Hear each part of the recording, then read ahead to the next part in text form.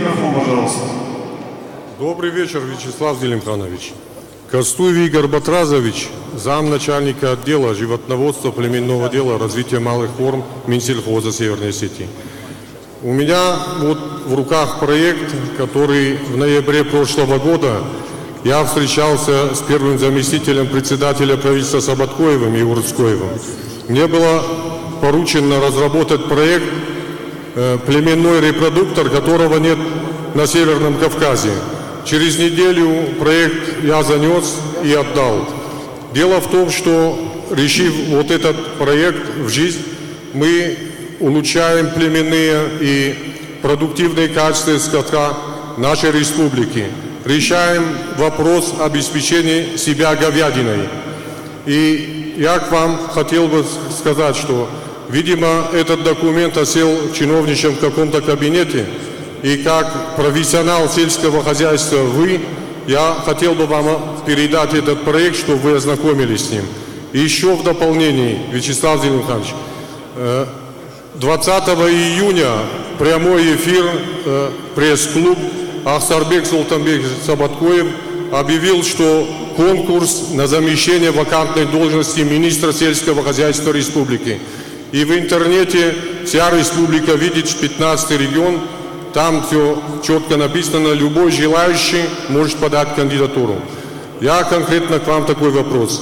Какие условия, дата и время, если конкурс будет, вы можете, в каком информационном это будет все объявлено? Спасибо вам большое. Спасибо. Я благодарен вам за проект, о котором вы сказали. Я обязательно сам ознакомлюсь с ним.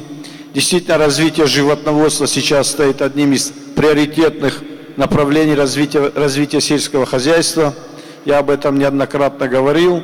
И все преференции мы будем создавать тем, особенно молодым людям, которые готовы заниматься животноводством, в том числе перераспределяя земли, в том числе обеспечивая федеральными, республиканскими грантами. Мы в первую очередь будем делать для тех, кто будет заниматься животноводством и развитием животноводческой отрасли. То, что касается конкурса, то действительно я и сейчас обращаюсь ко всем тем людям, которые чувствуют в себе уверенность возглавить Министерство сельского хозяйства как один из ведущих направлений экономики республики. Буду рад, если будут подавать свои документы, а об условиях в ближайшее время, условия разрабатываются, в ближайшее время будет объявлено. Условия одни. Вы сами занимались аграрным производством, работали на практике. Сейчас, как вы сказали, в Министерстве сельского хозяйства. Я скажу по-простому. Чтобы человек мог отличать корову от быка, пшеницу от кукурузы, попросту говоря. В общем-то, человека, сельскохозяйственника и тем более им обладающего управленческими навыками. Спасибо.